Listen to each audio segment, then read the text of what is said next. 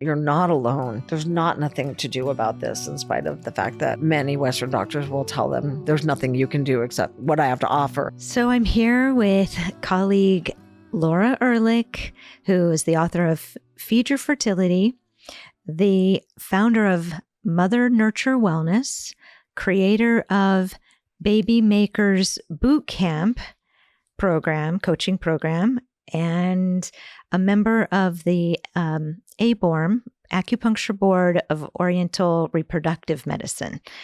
So, Laura, thank you for coming here today to talk to me about this important conversation.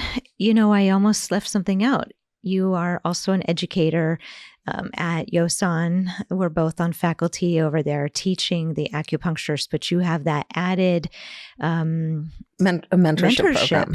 Through Lauren Brown and Healthy Seminars. Right. So you're teaching, you're helping patients, you're coaching.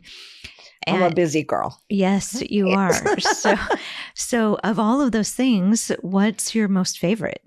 Oh, that's such an unfair question. We're launching with an unfair question. Well, because there's just so many things that you're doing. I know. I guess what I'm really enjoying right now is I love my one-on-one time with patients, but that's sort of like the under hum of my whole existence, kind of. So the newer things that I'm doing are the things, obviously, that are like, they're a little more kind of fiery, they have a little passion. more chi in them right now. So I just launched the 4th cohort of my mentorship program, and I love that so much. Like, I'm really enjoying working with other acupuncturists and getting to know our colleagues kind of all over the world, and it's been really exciting watching them also transform into really becoming fertility specialists. And as you know, there's such a huge need for our little niche. And there's so few people that are actually practicing it at the level of education that is really required to do the job. Right. Which is exactly why I wanted to talk to you specifically, because your background is very Western medicine. And so like you and I are flip opposites. I mean, I have a Western background in molecular biology, but you have worked in so many different hospital settings through your doula phase of life. And so, but I'm not a Western medical practitioner. I mean, everything I do is still through the lens of the holistic realm, but I have witnessed more Western medicine probably than the average human. Right. And but also the way that you teach is using all the Western medical terminology. That trying to bridge that kind of gap between the Eastern and Western, not the gap, but actually fill it, kind of teaching people how to really go back and forth between the two disciplines seamlessly. To be able to look at something and say, okay, I recognize what's going on with you in a biomedical way. And now that I know that, I can take my other disciplines and give you appropriate care. Right. Because it's not going to happen in this lifetime that the Western MDs are going to talk about chi and blood and yin and yang. I don't know we're going to get that lucky. It's up to us to know the medical terminology, and then we're able to empower our patients because they do have way more time in the treatment rooms with us. So we're the ones who are answering their questions. That's right. So we have to understand both languages. Yes. I thought it would be kind of fun to talk about the 4 phases idea kind of right off the bat, some education for the listeners, right? Sure. Those 4 phases being blood, yin, yang, and qi, and how they are all kind of in an interplay with one another. What do you say to your patients, or how would you like to set the stage for that part of the conversation with our listeners? The way that I usually set the stage for that is, first of all, just comparing the energetic differences between being in a male body biologically and being in a female body biologically, and that the female body is a cyclic organism, whereas the male body is more of a pretty even-keeled straight line most of the time. So women or female bodies have no choice but to go through these phases every month. Their body is automatically mandating that. But that leaves a lot of space for things to go wrong or, get a little bit either off track in terms of timing or for different deficiencies that are going on systemically to show up inside those cyclic phases. So the way that we break it down, and it really is kind of this one's an easy transposition back and forth from Eastern to Western thinking. We have the blood phase, which is the menstrual phase, right? We're bleeding. So we're focused on conditions that might cause pain during bleeding, like painful cramping, dysmenorrhea, or passing clots, or even really thin, light bleeding, pinkish right? Blood. Pinkish blood that's really scanty. All of those things mean something to us in Chinese medicine, whereas in Western medicine, there's not as much of a they don't get down into the nitty gritty of those kind of details the way that we do. We have that one textbook by Bob Flaws that's 600 pages about menstrual diseases. It's 600 pages about the period. Just one book. I mean, that's just one. That's just one of the books that we have about this, right? And it's 600 pages. So then we move from that menstrual phase into what Western medicine would call the follicular or the proliferative phase. And that's when the body selects a lead follicle and we start heading towards ovulation. And we call that the yin phase in Chinese medicine because yin is the substance within us that forms our actual physical nature. So because it's a time where things are building up, we're increasing our estrogen as the follicle grows. We correlate the yin phase to the estrogenic phase or to the hormone estrogen. So when we see things going wrong in that phase, then we want to work on yin, whether that's not enough yin or actually sometimes too much yin.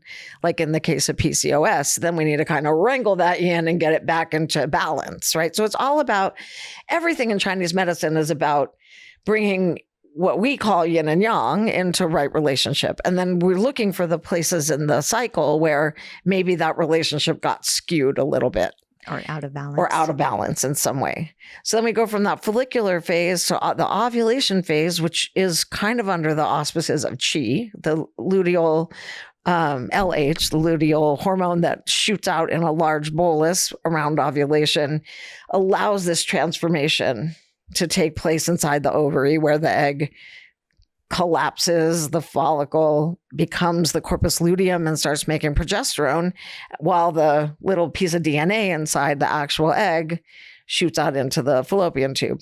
And now we're in the yang phase. And the reason why we would refer to the luteal phase or the progesterone phase of the cycle as the yang phase, the way that I interpret it is that yang is warming, right? It's a hyperthermic, it's what keeps us going, it's what keeps us warm.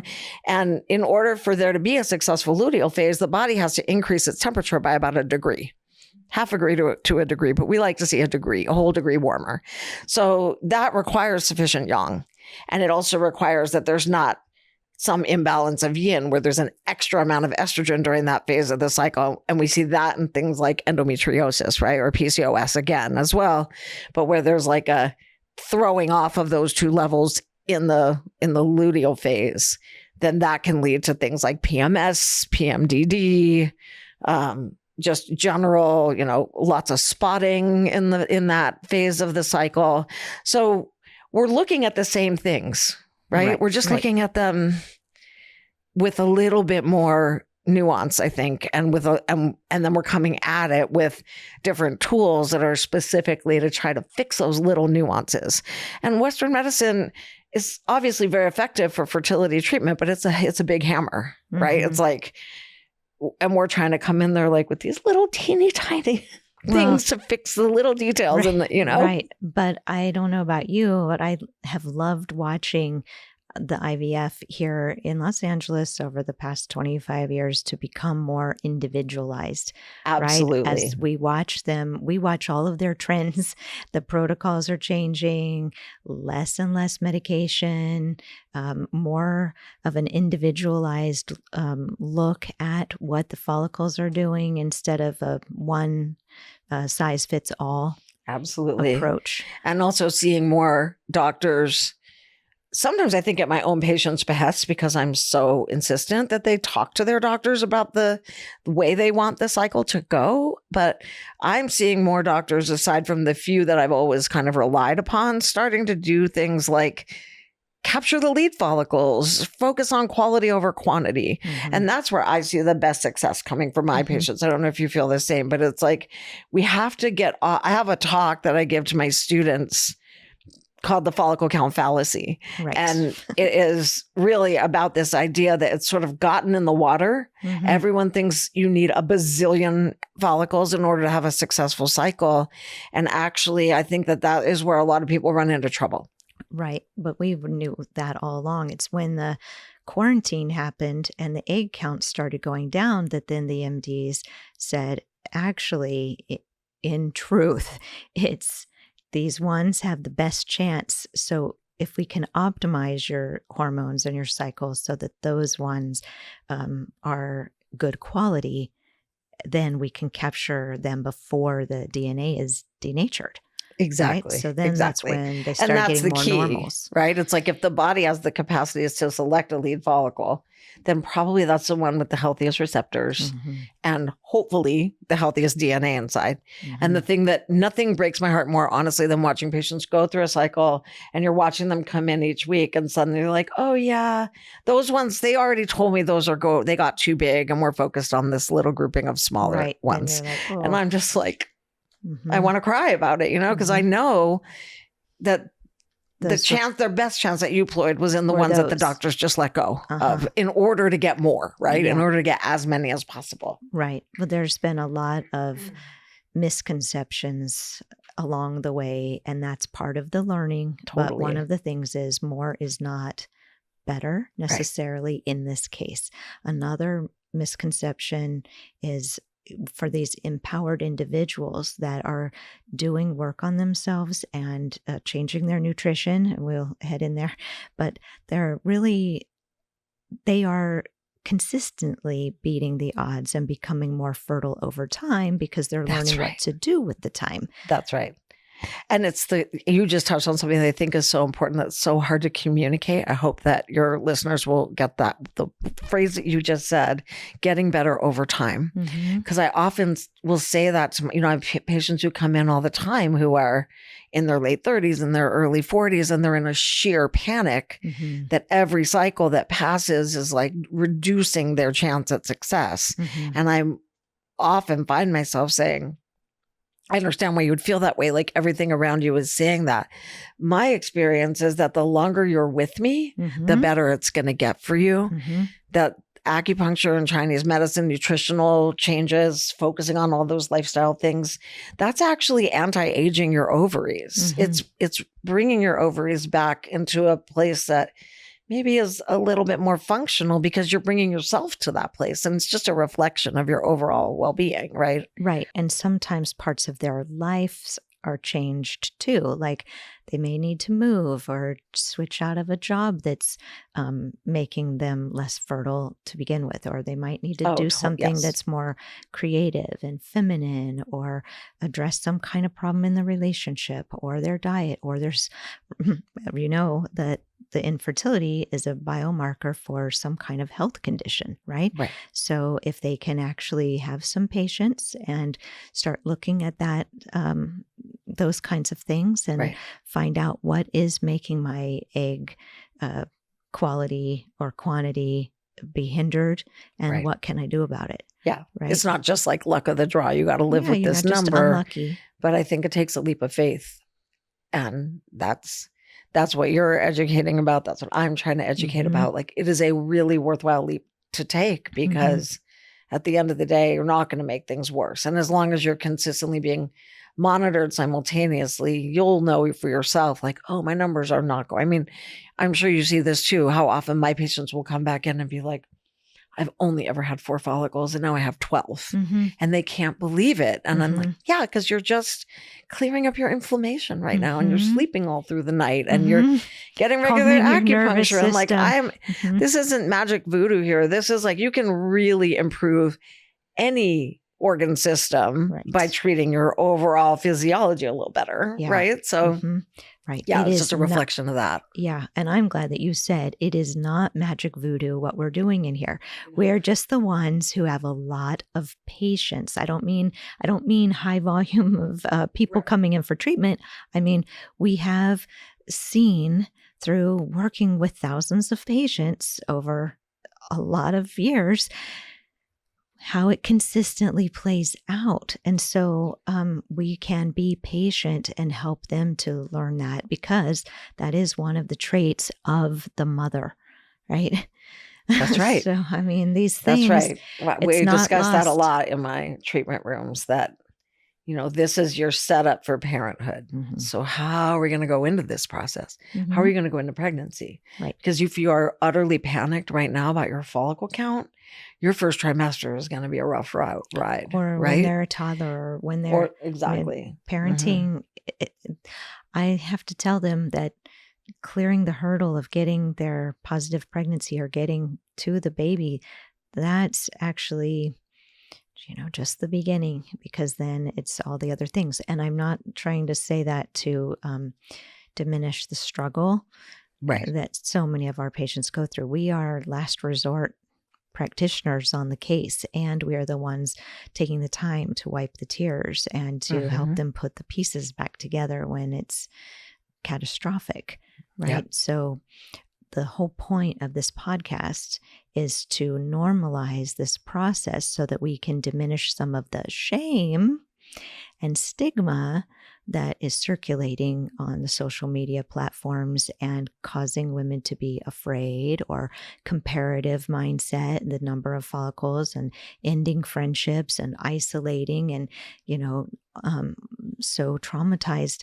We have to really send the message out that humans are becoming less fertile and they need to optimize their health, and holistic health is really the way to go.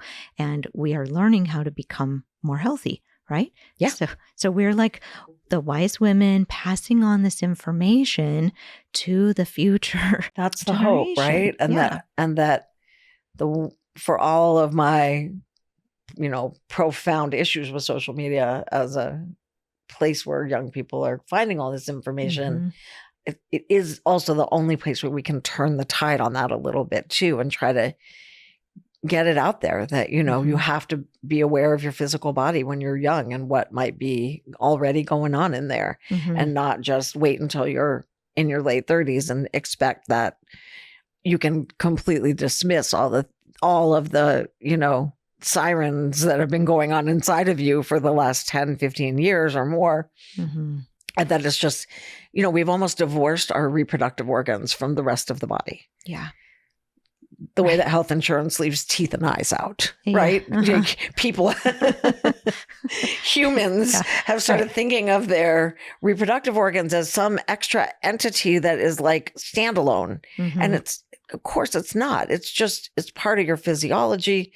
And the true reality, like I think it's so important to be a truth teller with my patients as well, and not like, I'm not going to blow smoke or be the person who sugarcoats something. I mean, I'm not mean, but like, I'd like to be really direct and honest about, this is what we're looking at. Like, let's be real about this. So if you're coming in at 46, we have a different conversation that we really have to have than if you're coming in at 36, and being really direct about what are your options actually is a way to, I think, relieve a certain amount of the tension and stress, because people are going stuck in a loop, about what am I supposed to do? Make a decision pretty quick. Right. I think we should talk about some of the shame that's associated with this condition, as I know that listeners are listening and I know that they're sharing, but as I learned through the SEED program, women use Alias to troll and scroll the different fertility accounts, because they don't want people who they know to know that they're having some fertility problems. And the stigma with that, it's very interesting. As when I was 31, I was told that I wouldn't be able to have kids of my own.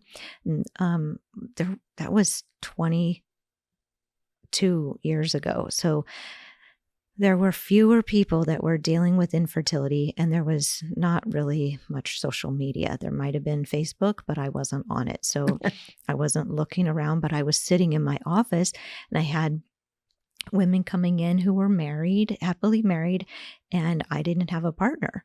And so it was like, I couldn't understand, what is it that I'm doing wrong? And so instead of comparing and thinking I'm somehow less than them and I'm mad at them because they got pregnant, or all my friends are getting pregnant too, I turned my thoughts to be like, what is it that they're doing differently that I might need to start doing? And it's often, maybe you'll agree with me, there's less shame, more openness, and there's more of like a levity to that type of fertile personality, the ones who seemingly get pregnant with no problem. And there's more of a vulnerability to the process instead of shaming themselves and thinking that they're broken. They may approach it. Notice I didn't say attack it. They might approach it from this, how can I find the solution to this? What do I need to do? You know, that's right. And so much happens when they have some support. You know, that I used to run support groups with a therapist, and perfect. The curriculum was based on the Harvard Mind Body Institute infertility curriculum. And the thing about that I still talk about in the treatment room all the time is that infertility carries with it a level of stress that is equal to having cancer, having HIV, or having heart disease at a young age. Yeah. So we are talking about a stressor. You know, I think of it as like we have two biological imperatives. One is our survival, and our body's always going to put that first, because you can't have a baby if you are about to be executed by a lion. But the other one is procreation. Like our little lizard brain that doesn't have time to think about what we're doing all day long only wants those two things to happen in our bodies. First we survive, then we propagate the species. When that biological imperative is threatened, whether people are conscious of it as that or not, it brings about a level of stress that is pretty inconceivable for people who haven't been through it. And so I found when we were running those groups, there was so much just incredible connection that was finally happening between these women who are all going through the same thing, but it was in this environment that felt somewhat anonymous, and they knew each other, but nobody else in their community necessarily knew they were there. So that is something that I really encourage everybody to seek out, whether that's just a buddy, whether you just find one person who's also going through it and you have your little secret handshake about it and time to discuss it, or a larger group of support, because the shame is so real and it causes people to recede and disappear. And even the concept of the way that, you know, people hide their pregnancy throughout the first trimester, and I get some of my patients feel very sick in their first trimester. They're not well. They're not themselves. They're asking themselves, why did I want this so badly, right? Because they feel so terrible. And yet every day they're having to go on and put on this pretend, like brave fake face. Yeah. They can't tell their coworkers. They are somehow secretly dealing with this, feeling terrible day in and out. Right. And they all have a different reason for it, right? I mean, we can both appreciate some of them can't let coworkers know because it becomes so energetically expensive for them to have to explain again, here's what's going on, or to another person. Like, we know with respect to our personal energy, we don't have enough to be able to tell everybody everything all the time. That will exhaust us, and that could lead to a loss. But it's on the case by case basis, and to be able to ask some people for some support by letting them know, hey, I'm going through this incredibly stressful time and I really need support. I am really supportive. I really admire the women who are able to communicate their needs. And I think Absolutely. that that's also a good example setting, role modeling for their future kids. Mhm. And when I see stuff like that happening, I kind of tally it in my head like, okay, here's another point in the right direction towards likely this is going to work for her because she's taking care of herself. Then she can teach that to her daughter or her son. Yeah. Those kinds of things, these Yeah. bigger picture things that are happening are really important. Yeah. And I think one of the things too is just, can we destigmatize pregnancy loss? Can we destigmatize infertility overall? Can we destigmatize embryo transfers that don't work and take the shame out of it in the same way that, as I was saying before, like we don't shame ourselves when we have to deal with something with our livers or our large intestine has a polyp in it that needs to be removed. We don't take personal responsibility for that as though it's some sort of failure on our part. We don't wear it on our, No, like you're as not a like sticker. thinking all day We're not long, telling did I eat something when I was 20 that gave me this colon polyp, right? It's just part of life. But with our reproductive organs, all bets are off. Like everything that goes wrong with them is oftentimes internalized as a personal failing. And that is where the shame comes from. The personal failure. Instead of taking a step back and going, I am a byproduct of my ancestral lineage. I am the sum total of generation after generation of other people's DNA. So what's actually going on in my physiology has nothing to do with me. Really, it's what it's the cards I've been dealt. It's the Chongmai, as we talk about in Chinese medicine. It's like the moment of conception is when these two sets of DNA come together and make a new set of DNA. And that's who you are. The fact that you grew up and then your body developed some disease related to infertility is not because of anything you did. It's because you are the sum total of your ancestral lineage. And that's what you got. I got my own whole slew of joyful things that came from my ancestral lineage that I manage, through every single day. One of them was not infertility, but I can certainly relate to the idea of how you can try to make your own illness your fault or something you can overcome more easily than it feels like you are.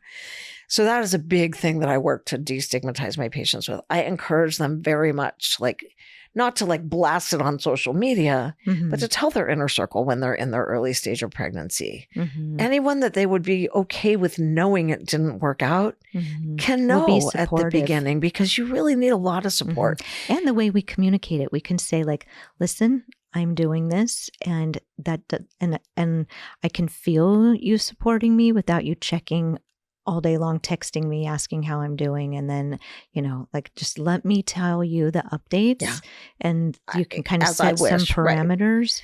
But can you be the person that I can call when I'm a puddle? And can you show up and put your arms around me? It's harder to do that when you've been, totally out of the loop the whole time. Not that people don't or won't, but I just think we want to find I want my patients to have some sort of support through the whole process. And literally the most harrowing part of the whole thing, transfer to that, cardiac ultrasound, is the part where everybody feels like they have to be living this isolated secret life behind the scenes while they're simultaneously still going about their regular day-to-day. Yeah. Well, I think some of the innate female ancestry is our former days as gatherers, right? Gathering berries and knowing these are the best berries over here and these other ones are here. But then at that time, then we would come together in groups and work together. But we've lost some of that and really strengthened too much of the I've got the best berries or whatever. And I think this technology and social media has really, of course, there's always been high school popularity and comparing. It's always been there. But now it's really so much. Yes, it's so much. We have so much compassion for that plight, and we're just hoping that hearing these episodes and understanding that you're not alone. I think that's the funniest thing, or not funny. I don't mean funny. I mean, the most ironic thing is they don't really understand how common it actually is. Absolutely. 1 in 6 people are dealing with this condition. 15% of the population, right? It's really common. It's really common. Increasingly more common. Yeah. I could say that. I know that when I have my patients here, I like to make a joke. If you could just like come along with me for the day, be invisible, and just watch, you'd hear yourself in each one of the conversations that I'm having in the treatment rooms. Your concerns are her concerns, and her concerns are your concerns. It's the same concern. It's the fear mindset. It's the worry about not getting enough or having enough or being enough, or right? It's that whole lack consciousness. Yep. And just a deep abiding fear that it won't work out. And that there's no there's no idea, there's no way to kind of anticipate what's on the other side of that. Like I think the way that I feel my patients going through the process of like, if this doesn't work for me, there's just like, it's a black hole on the other side of that. I can't see life on the other side of that. And of course, you know, and I know that like there's big life on the other side of that, no matter what happens. But in that moment, I think it just feels so impossible to contemplate that there could be life with it not working out, or not working out the way one envisions, right? Like I work so much with third-party parenthood now, and that is also becoming so much more common. And I often will say to my patients who are really on the precipice of needing to make that decision, you're in the hardest part right now. This part is the worst. Let's go see a therapist. Let's spend some extra time. Let's do a coaching call with your partner and talk through all these fears that you have. Because once the decision is made, once somebody's pregnant, with any sort of third-party option, whether that's donor egg or donor sperm or donor embryo, or using a surrogate or choosing adoption, whatever the choice is, once you've made the choice and you're in the process, it all comes together and feels okay again. But making that decision is a really challenging place. And again, one that oftentimes people feel totally isolated in making, or only have their partners to make it with. And that's really overwhelming. So I think that that's a big part of the work I do. Sometimes I am the only person. I'm the only person who they can tell all the things. They can tell their fears about it. They can tell me I'm starting to consider, everyone walks in the door and says, I'll go all the way to egg donor, then I'm out. I will not do that. And then they get, XY number of embryo retrievals under their belt. And if they're not getting embryos, then that conversation comes up. So it's a big process to get there. Right. And, anytime someone says that to me, I'm like, I totally understand that you feel that way right now. Let's just see how this goes. Yeah. But if they are of an age or presenting with a condition that I know, gosh, their own DNA is going to be a real challenge, then we have to have that conversation. Yeah. And the conversation I had this morning was to tell my patient that from my vantage point, it seems like whatever the limit is that like we all have a line in the sand, right? And the universal field of intelligence, consciousness kind of knows where that limit is. So it will take you just right there. If it knows that you're going to call it, if you have to use a donor egg, well, then it will make it so that you are improving your own eggs and sitting in the discomfort and doing the different things and sitting with the feeling of being a victim or brokenness until you get into loving yourself thoughts, those kinds of things, whatever. It is so interesting. I don't know if it's the baby spirits or this field of consciousness or what we're supposed to do to raise our vibration for some reason. I think so. I think it's what we're supposed to do to get to the place of being able to even call in a baby at this stage, right? That we're living in such a complicated world. And it's just, look, there's always going to be those people who get pregnant really easily, and we have to just go, okay, I can't compare myself to them because that is not their curriculum was not to struggle with infertility. Their curriculum maybe down the road that they're going to have, everybody struggles in life, right? We all come up against hardship. Not everybody's hardship is infertility. And I think when people are going through infertility, they can't even envision a worse hardship, which is fair because of what I was talking about before with that biological imperative concept. It literally feels like dying when you can't achieve this thing that your body is screaming at you to achieve, right? And then there's hormones thrown into the mix. And yes, of course, we're adding up. We are deliberately dysregulating the relationship between yin and yang. Yeah. And that is emotionally can be very challenging. Pouring fuel on the fire, the cost of the treatments, all the time that's been invested, the wear and tear on the relationship. That's right. Like, we can definitely understand what creates the negativity and the shame factor and all of the fear, all of that.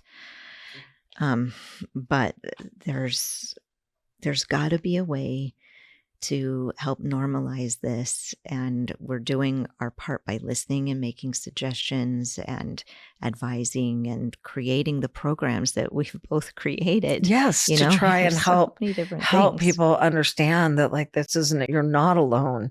There's a lot to do. There's not nothing to do about this, in spite of the fact that many Western doctors will tell them, there's nothing you can do except what I have to share, what I have to offer. And that's not true. And I know that sometimes makes things worse at first. Yeah, we have to debunk that erroneous information. That may be the limit that they have because they don't do any nutritional class in the medical school, or not to the extent that we do. To use food as medicine, that's us. That's us, exactly, and not like nutritionists do either. Right, so right. it's not jars of supplements. It's an understanding of what you're putting into your body and the intentionality of it. And right? and I think the amazing thing that you've done with the seed program too is tying some of that to the 4 phases, right? And saying 100%. like, there are ways that you can nurture your body in each phase of the cycle. I talk a lot about, Erica Chitty. Yeah. She's Loom. so wonderful. Yeah. The founder of Loom. And she gives an amazing talk about hormones and the way that when we go, the way the phases actually affect our emotions and our ability to be in the world. So, the way that we are in that follicular phase as things are ramping up, that's a time where you might be more outgoing. It's a great time to go give a presentation. And we're very predictable. Exactly. Very predictable, actually. Exactly. So much so that after watching 10,000 women go through this, when I put those, the website together for Seed, I'm able to make it that every single day kind of have a sense of what they're going to be thinking. And then a food they might be craving based on how predictable we are. Yeah. And when they see that, they read it that morning when they're scrolling through the app, then they say, oh, how did she know I'd want a quesadilla? Or I did eat a quesadilla last night. Nothing else would have satisfied. Right? Or I am feeling bloated and that's okay. Great. Oh, thank God. Right. Right. Just normalizing the cycle, right? Normalizing the process, normalizing what it is to be a woman and go through the archetypal transitions too. Like all of that that's a whole other podcast for a whole other day, but we do need a part 2. Yeah. Yeah. Because that really is, it's like, it's all part and parcel of the same thing where we've divorced ourselves from our feminine energy in an effort to survive in this world that demanded that of us for many of the last decades. And there's a lot of good that came from that. And there's some other stuff that came from that that's not so good. And much of that is this, I in my course, I talk about the maiden versus the modern maiden. Oh, the concept of the maiden, which is this helpless girl who's just waiting for someone to come along and marry her, right? And have children with.